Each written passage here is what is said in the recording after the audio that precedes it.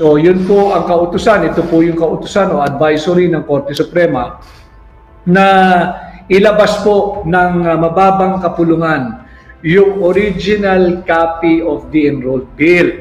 At inuutusan din po sila na ilabas yung original copy of the 2025 General Appropriations Bill. Ito po yung kopya. Baka hindi malinaw, pakita ko lang ho dahil dito sa ating pahina, totoong impormasyon lamang, totoo at makabuluhang impormasyon po ang inyong mapupulot dito. Ito ang Wow Trending. Supreme Court nagsalita na at inutusan ang House of Representatives na mag-produce ng enrolled bill. Matandaan na matapos lumabas ang mga isyu ng mga blankong BICAM report, agad na humingi ng kopya sila si Congressman Ungab at Attorney Vic Rodriguez sa House of Representatives, pero hanggang sa ngayon ay hindi pa rin sila binigyan ng kopya. Dahil nga sa petisyon ng kampo ni Attorney Topacio kasama ang dating speaker sa panahon ni Tatay Digong na ngayon ay congressman na si Congressman Alvarez. Supreme Court umaksyon na at agad na inutusan ang House of Representatives na bigyan ang Supreme Court ng kopya sa enrolled bill. Base kasi sa natuklasan ni Attorney Vic Rodriguez na ang enrolled bill daw ay hindi pinirmahan nila ni Martin Tambaloslos Romualdez, Chis Escudero at ni Marcos Jr. Kahapon nga ay nalaman ni Attorney Vic Rodriguez na 65% ng pera sa budget ng taong 2025 ay inilabas na daw ng DBM. Sa 6.326 trillion daw na budget para sa taong 2025, 4.1 trillion daw ay nawala na. Inuna pa daw nila ang bilyones na ilabas na unprogrammed fund. Naku po. Komento pa nga ng mga netizen na siguro sa ngayon dinudoktor pa nila ang enrolled bill kaya hindi nila inilalabas sa publiko. Lumiliit na ang mundo nila, oras na ng paniningil sa mga manunupil at ganit sa pera at kapangyarihan. Ang tanong, baka i-hocus-pocus nila ang mga dokumento, kaya din siguro na inalis si Saldico. If ever man na ipinpoint siya, umiskerda na, wag naman sana. Baka nga ubos na ang budget sa taong 2025 bago pa maresolba ng Supreme Court yan. Slow ang move.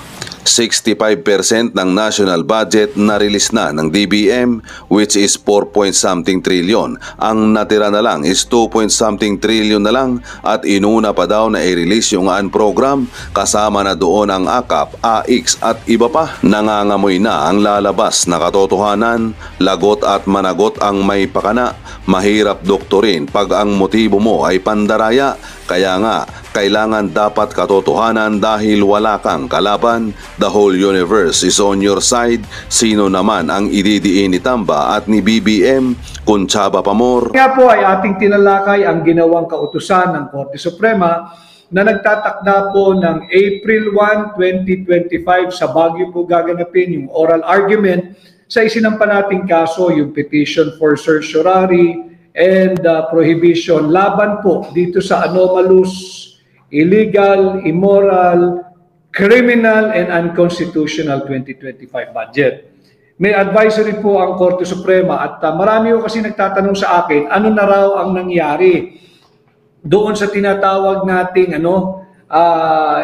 yung request po nating subpoena na hiningi po natin yung subpoena, na subpinahan yung kopya ng enrolled bill.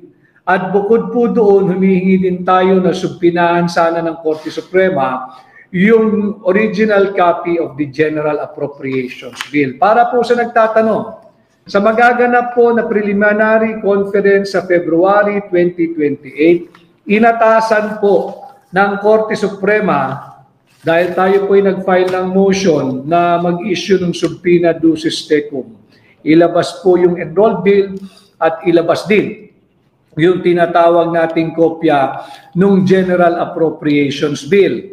Ang utos po ng Korte Suprema ay isumite by personal service not later than February 24, 2025 at 12 noon. Ang inaatasan po nila dyan ay ang respondents, yung pong House of Representatives Bills and Index Service, yung Secretary General, yung Speaker of the House, at pati po siguro yung dagdag ko lang po ito, adjust ko lang ng kaunti dahil mawawala na po pala ng baterya itong ating ginagamit na hiniram na isang unit. So yun po ang kautusan, ito po yung kautusan o advisory ng Korte Suprema na ilabas po ng mababang kapulungan yung original copy of the enrolled bill. At inuutusan din po sila na ilabas yung original copy of the 2025 General Appropriations Bill. Ito po yung kopya. Baka hindi malinaw, pakita ko lang ho. Dahil dito sa ating pahina, totoong impormasyon lamang, totoo at makabuluhang impormasyon po ang inyong mapupulot dito sa ating pahina. Bakit po tayo natutuwa? Kasama yung mga petitioners, kasama si Congressman Sid Ungap ng 3rd District ng Davao City at ang mga kilalang abogado na kasama kong petitioners. Natutuwa po tayo dahil marami na pong media outfit, yung traditional media ang binabanggit ko, pati po yung miyembro ng new media, ang dami na pong humingi ng kopya ng enrolled bill. Hanggang sa ngayon, hindi po sila sinasagot ng mababang kapulungan. Ayaw pong magbigay ng kopya ng Secretary General ng House of Representatives. Ayaw pong magbigay ng kopya yung tinatawag na namumuno sa House of Representatives Bills and Index Service. Ayaw po nilang magpakita ng kopya at sadyang pinahihirapan ang lahat po ng mga interesadong Pilipino na makita yung kopya nito. Bagamat last week ay doon po sa isa nating pagla-live, nabanggit ko po sa inyong lahat na sa ating pong pagsasaliksik, meron tayong nakita dyan sa archive section ng House of Representatives, na yun nga po ay blanco po yung pirma ng Speaker of the House. Blanco po yung pirma ng Senate President. Blanco po yung pirma ng Senate Secretary. At blanco po yung pirma ng Secretary General ng House of Representatives. Yan po yung nakita natin sa archive section ng House of Representatives. Ano po ang implikasyon nun? Pag sinabi po nating archive section, yan po yung taguan ng mga original na kopya ng mahalagang dokumento. Kung blanco at walang pirma, yung kopya ng enrolled bill, diyan po sa archive section na ating pong nakita ng ating research team last week, diyan sa archive section, ibig sabihin, wala silang maipapakitang enrolled bill na hinihingi ng Korte Suprema. Naiipit na po sila. Mahalaga ito, buti na lamang nagsaliksik yung ating team, tingnan natin kung meron silang mailalabas na kopya ng enrolled bill na pirmado ng Pangulo ng Pilipinas, ng Senate President, ng Speaker of the House, ng Senate Secretary, ng Secretary General ng House of Representatives. Dahil pag meron silang naipakitang dokumentong pirmado, lumalalim at dumarami ang mga krimen na nagaganap at kanilang ginagawa. Sapagkat wala akong makita roon. Hanggang ngayon, wala pong makita. From YouTube FB It Abroad, just a quick question. Did the House of Representatives actually respect the 10 days to file their comment period, non-extendable period by the Supreme Court, or they ignored it? We have yet to get a copy of whatever comment or pleading that they have filed. Should they have filed anything? Wala pa ho tayong nakikita. Wala pa ho natatanggap ang ating mga abogado ng kopya ng kanilang komento, kagaya ng pinag-uutos ng Korte Suprema. Subalit ang maganda ho roon, meron na nga hong preliminary conference na magaganap sa darating na next week, February 28. At yung hinihingi natin na subpinahan at ilabas, utusang ilabas, yung kopya ng enrolled bill at yung kopya ng General Appropriations Bill, kinatigan rin po ng Korte Suprema. So dito nakikita natin, dahan-dahan tayo nagtatagumpay, bagamat 65% na po ng 2025 budget had been released by the Department of Budget and Management sa iba't ibang ahensya at departamento. Tinutuloy po natin ito para sa sambayan ng Pilipino. Whether what we're going to have later on is just a paper victory, at least we will be able to have legal and moral victory at hindi na tularan itong baluktot na pagpapasa ng budget sa ilalim ng Marcos administration. So maganda po ito, naiipit po sila, tingnan natin. Kaya ko po ito binabalangka sa ating pagla-live ngayon. Fair warning. Fair warning sa lahat ng matitino at mabubuting empleyado ng mababang kapulungan.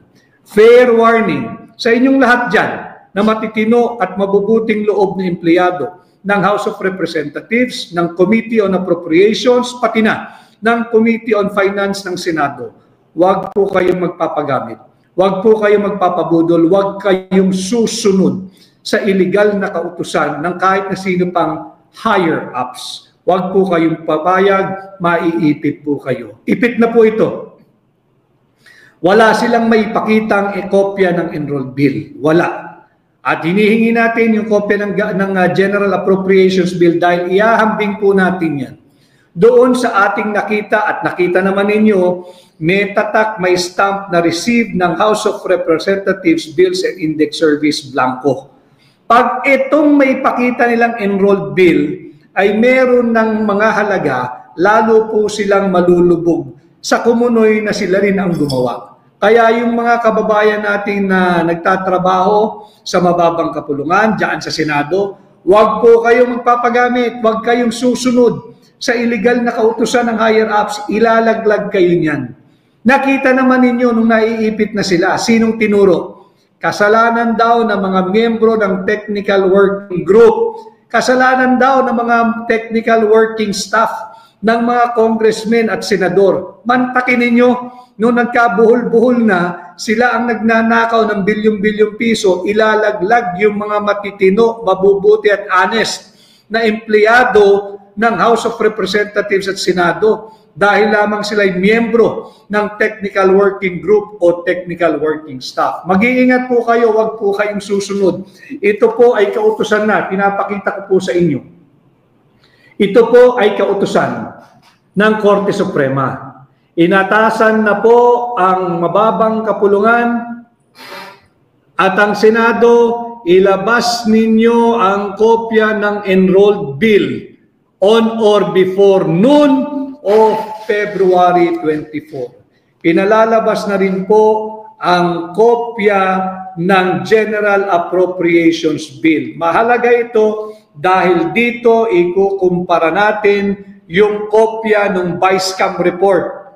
Yung Vice-Cam report na ratified, approved, signed, and filed before the House of Representatives Bills and Index Service na nagpapakita at naipakita natin panay blanco. 28 items blanco, nagkakahalagang higit kumulang ay 241 billion pesos. At speaking of yung tamang pagpapasa ng budget, sagutin ko lamang po ito kay Edward Simbulan. Ano yung sabi ni Edward? Ang bilis ha. I-message mo ulit, Edward. Paano ba ibaba ito? Nabababa ba ito? Okay, alam ko na. Bababa ko lang. Edward Simbulan. At, sandali. Kasi maganda yung tanong nito. Sagutin natin. Saan na siya? Nawala eh.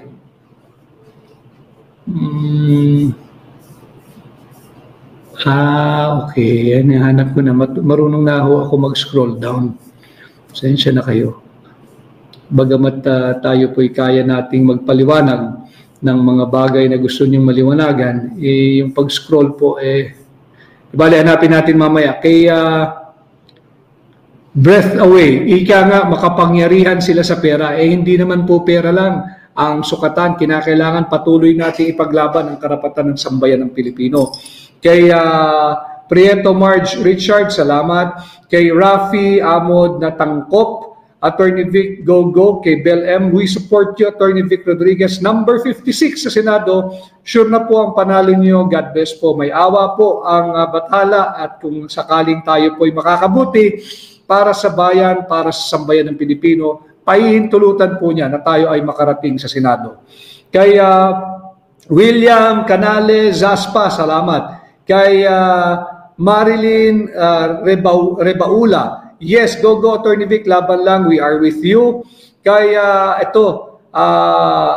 Edward Simbulan, Attorney Vic, so ba honest, pakisagot po ako, salamat po. Hindi ko naintindihan Attorney Vic, so ba honest?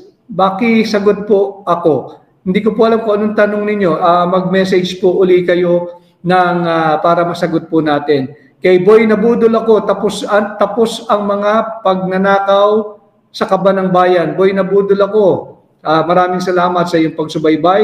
Kay Pretty Vanji, lumalakas na lang loob ng politiko magnakaw kasi kahit mapakulong mo ng ilang buwan ang mga kurakot di naman obligado ibalik ang mga ninanakako. Kaya po tayo ay lumalapit sa inyo, humingi na inyong tulong, maghatid po kayo ng bago sa Senado ngayon 2025 at ating niyang aayusin yung mga batas na sa tingin natin tutuldok sa kultura ng korupsyon sa ating bansa.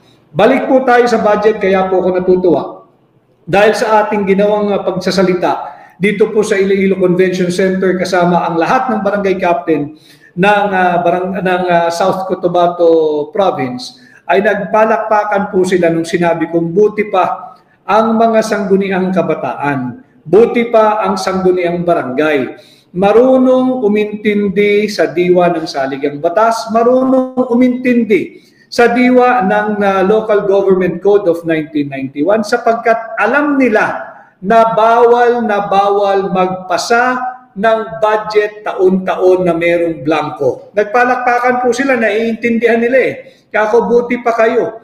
Alam ninyo ang halaga ng bawat sentimong ginagastos o gagastusin ng sangguniang barangay at ng sangguniang kabataan. Hindi kayo nagpapasa ng budget na may blanco kahit ang halaga ng blanco ay 1 sentimo. Samantalang itong mga mambabatas na miyembro ng Vice Camp, 28 items blanco, tinatago ang kopya ng enrolled bill. Buti na lang, meron ng linabas na kautusan.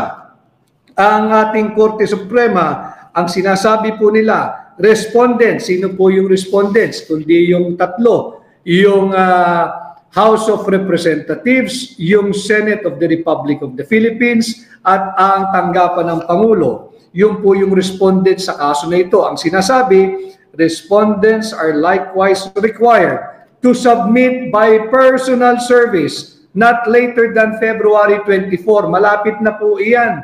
Sa ano na po ito sa darating na Tuesday?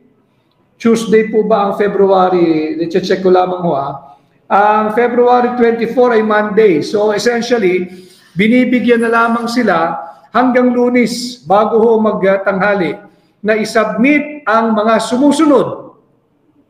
Original copy of the 2025 Appropriations Bill and bill po hindi yung batas, bill at original copy of the 2025 Appropriations Enrolled Bill. So ulitin ko, yung ating mga matitinong lingkod bayan na nagtatrabaho sa House of Representatives at miyembro ng Committee on Appropriations Technical Working Group, ganun din sa Senado, yung mga nagtatrabaho matitino na miyembro ng Committee on Finance at nagsisilbing Technical Working Staff, huwag po kayo magpapagamit. May ipit po kayo rito, may kautusan na ang Korte Suprema. Pag inutusan kayo na gumawa ng peking enrolled bill, wag po kayong pumayag. Meron po kaming basihang gagamitin. Ikukumpara po natin yan, papanagutin po natin lahat ng makakating kamay na nakialam dito sa falsifikado at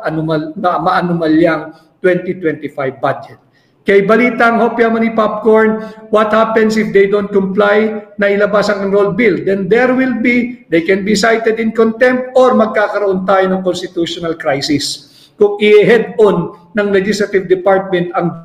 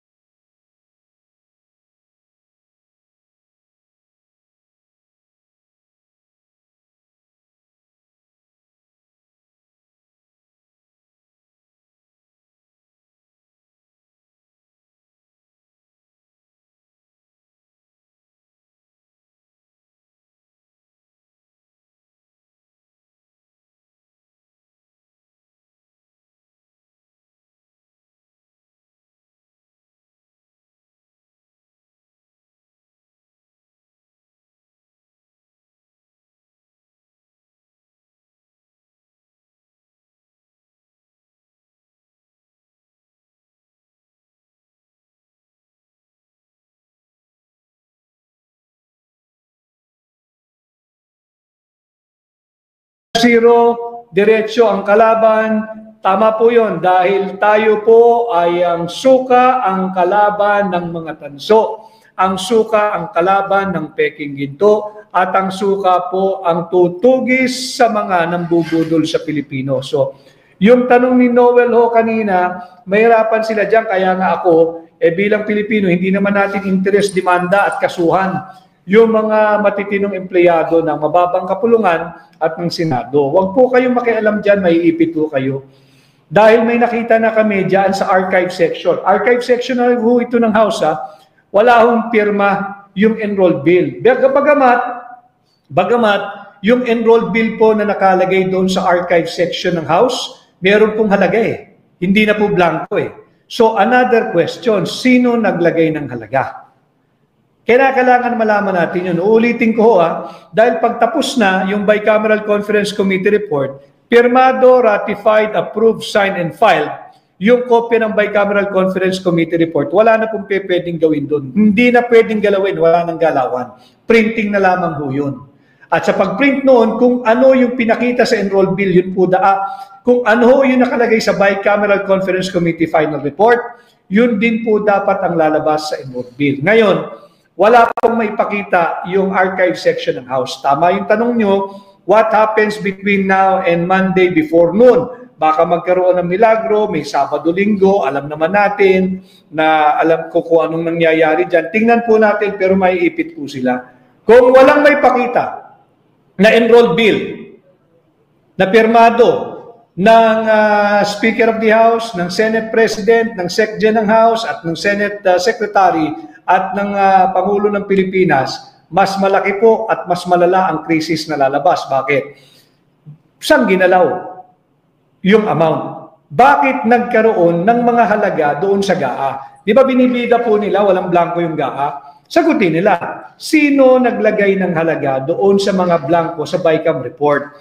Kung walang blanco ang GAA, sino, kaninong makating kamay ang kumalikot, nakialam at naglagay ng halaga diyan sa blankong Bicameral Conference Committee report? Marami po ako natanggap kahapon na mga mensahe na erratic daw po yung ating signal. Alam mo ninyo, basta't ito ng anomalous budget ang pinag-uusapan, gagawin po lahat ng gobyernong ito pagtakpan ang usapin. Huwag po tayong pumayag, huwag po tayong magpapalihis sa higit na importanteng usapin ngayong midterm election. Ito pong anomalous 2025 budget, ito pong inflation, itong patuloy na pagtaas ng presyo ng pangunahing bilihin, ang paglaganap ng kagutuman, ng kahirapan, ng kawalan ng trabaho, ang paglaganap ng krimen at paglaganap muli ng droga, at hindi na naman ligtas ang ating mga lansangan. Tama ho, ang tinura ni Pangulong Duterte, mas safe ba kayo ngayong mga panahong ito sa ilalim ng Marcos administration, kung ikukumpara nyo ng panahon ni Pangulong Duterte? Higit bang mas maraming nabibili ang 1,000 piso ninyo ngayong mga panahon sa ilalim ng Marcos administration kung iahambing nyo sa 1,000 piso ninyo nung panahon ni Pangulong Duterte? Kayo na po ang sumagot. Higit po bang mura ang presyo ng bigas ngayong panahon sa pamumuno ni Bongbong Marcos o nung panahon ni Pangulong Duterte? Kaya I love views to, ngayon lang kaya nangyari ang anomalous budget preparation or dati pa at ngayon lang nabisto? Ngayon lang ho kabastos yung ginawa nilang proseso na nagpapasa ng blankong budget base sa blankong Bicameral Conference Committee report. Ngayon lang ho. Ngayon lang nangyari yan. And I have the best authority to get it from no other than the 3rd District Congressman of Davao, si Congressman Sid Ungab. Bakit ko sinasabing the best authority? Ulitin ko para lang din alam ng ating mga kagalang-galang na hukom sa Korte Suprema. Si Congressman Sid Ungab ay nagsilbi pong chairman ng Ways and Means Committee ng Mababang Kapulungan. 2 beses po ito naging chairman ng Committee on Appropriations at minsan din naging vice chairman ng Committee on Appropriations. At bakit namin sinasabing unconstitutional yung 2025 budget? Dahil po binigyan nila ng zero funding ang PhilHealth. O ano naman ngayon?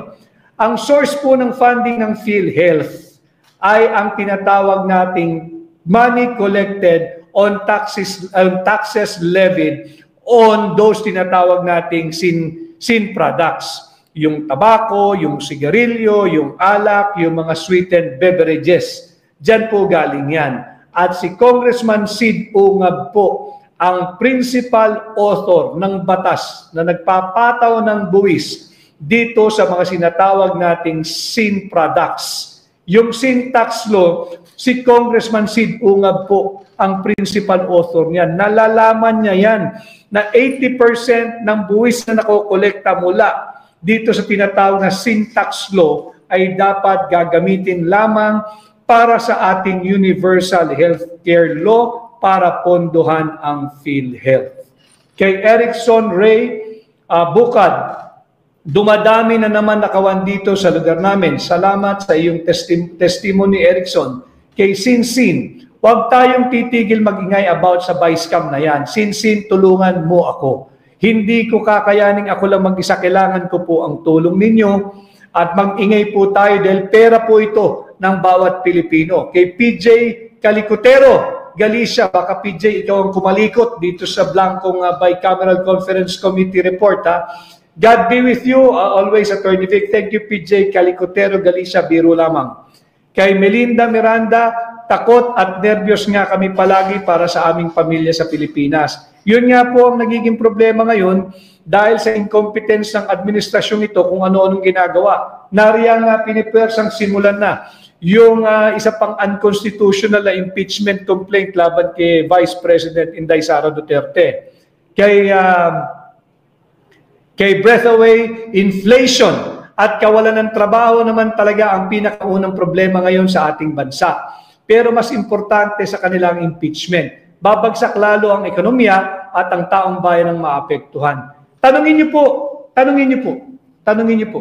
yung mga mambabatas na pumirma sa impeachment, tanungin niyo po, alam po niyo yung kapangyarihan nila galing sa inyo eh. Yung mga mambabatas kada distrito, tanungin niyo po sila, kayo po ba ikinonsulta ng nagmamagaling ninyong mambabatas bago siya pumirma at i-endorso yung impeachment laban kay Vice President Inday Sara Duterte? Tanungin niyo po sila. Hindi ho ba pag sila ay magpapasa ng isang batas o magpapanukala ng isang batas na medyo kontrobersyal, hindi ho ba't nagkakaroon ng tinatawag nating public hearing?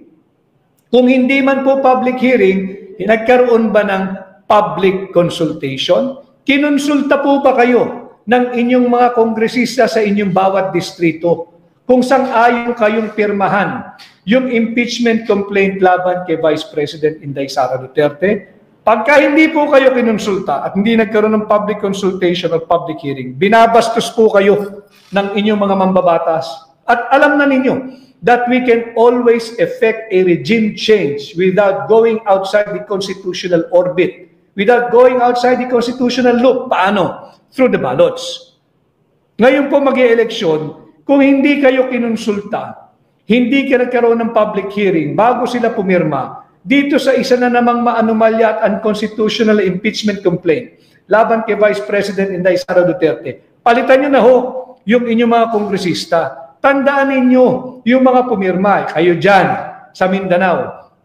Huwag ninyong pababayaan yung anak ng Mindanao, si Vice President Inday Sara Duterte. Sinasalaula po yung pride at anak ng Mindanao. Protektahan ninyo yung taga Mindanao, kayong mga taga Visayas.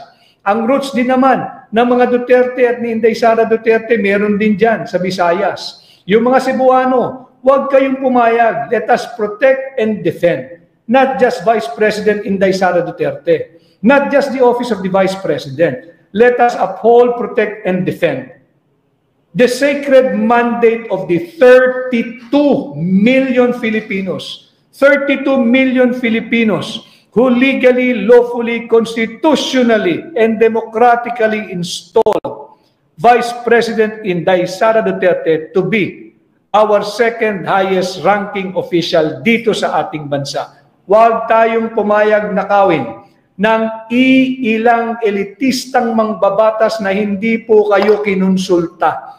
Hindi kayo kinonsulta ng mga mambabatas ninyo. Huwag tayong pumayag na nakawin ng iilang elitistang mangbabatas ang mandato ng 32 milyong Pilipino na naghalal kay Inday Sara para maging pangalawang Pangulo.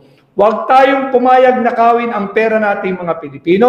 Huwag tayong pumayag na kawin ang magandang kinabukasan sana ng ating mga kabataan. Huwag tayong pumayag na kawin ng mga tiwaling mangbabatas ang posisyon ng pangalawang Pangulo.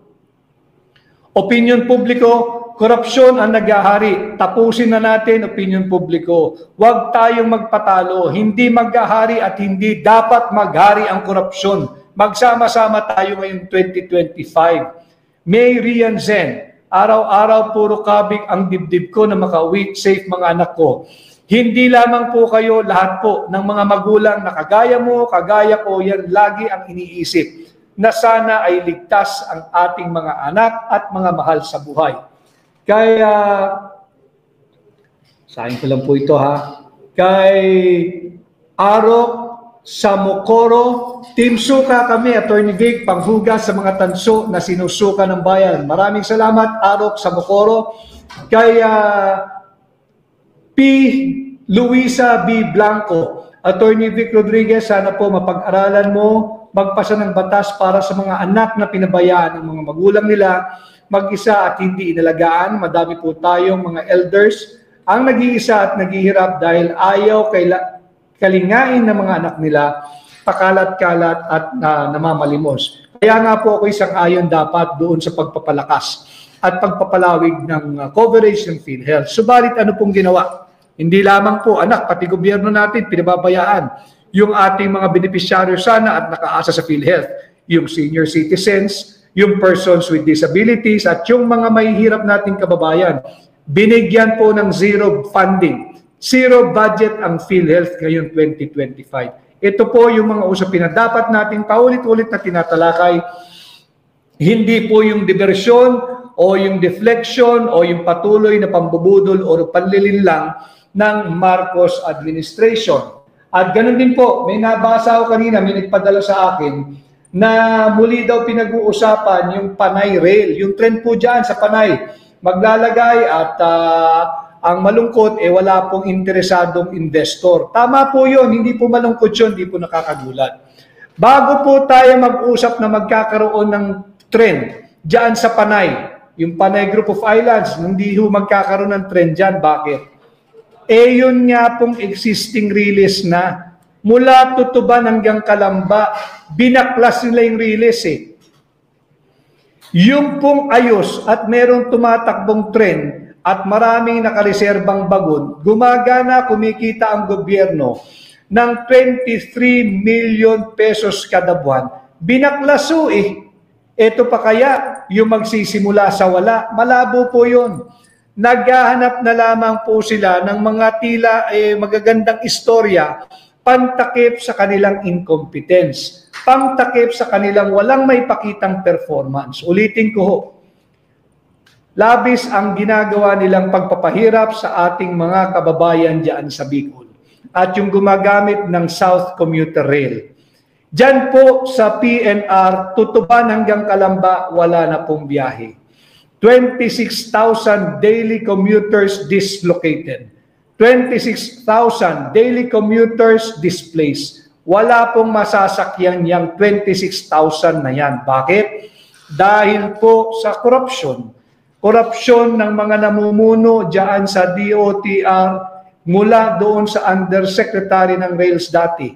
Umalis, lumayas, pati yung kanyang Assistant Secretary. Iniwan po dahil puputok na talaga itong problema ng release. Tinigil po nila yung biyahe ng Tutuban papuntang Calamba. Tinanggal po nila yung release ng hindi inililipat muna yung mga tren at bagon sa Calamba para sana meron pang biyaheng Bicol. Wala na pong biyaheng Bicol. At matatapos ang termino ni Bongbong Marcos, hindi po maisosoli yung biyaheng yan dahil kinalas po nila ang release. It will take years before they're able to bring back itong biyaheng ito, itong route na ito, itong mga release na ito. Matapos may mamatay na halos 200 inosenteng Pilipino nung nalubog sa baha ang Bicol, kinalas pa po ang biyaheng Bicol pinahihirapan ang mga taga Bicol. Ganyan po kalala ang administrasyon ito. At wala nang biyaheng Bicol. Wala na pong bumabiyahe dyan. Tumambay lang po kayo dyan sa Osmeña Highway, mga taga Makati. Wala na po kayong makikitang dadaang tren dyan. Wala na hong release eh. Hindi pwede namang dumaan ng tren dyan ng walang release. Tinanggal po ng PNR sa ilalim ng administrasyon ni Bongbong Marcos nang walang alternatibo. Ano ang alternatibo? Ano sabi ng MMDA? Pati raw ho yung mga bus dyan sa EDSA, pinaplano nilang tanggalin. Hindi na raw po kailangan yan. Imaginin ninyo kung gaano kapasakit ang gusto nilang gawin sa ating mga Pilipino. Kaya uulitin ko, we must all come into an understanding and agree.